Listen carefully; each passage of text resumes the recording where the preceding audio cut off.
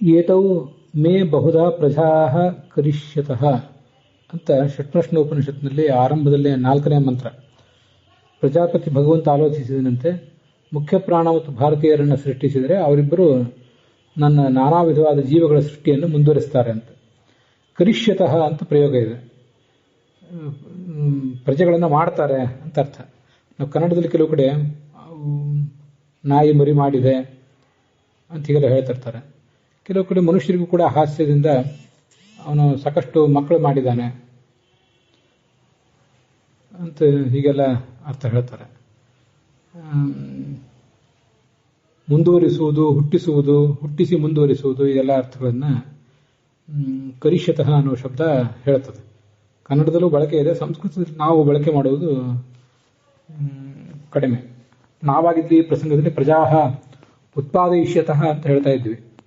ಅದನ್ನು ಅವರು ಪ್ರಜಾ ಕರಿಷ್ಯತಃ ಅಂತ ಹೇಳಿದ್ದಾರೆ. ನಾವು ಅಳವಡಿಸ್ಕೊಳ್ಬೇಕಾದಂಥ ಒಂದು ಪ್ರಯೋಗ ಅದು.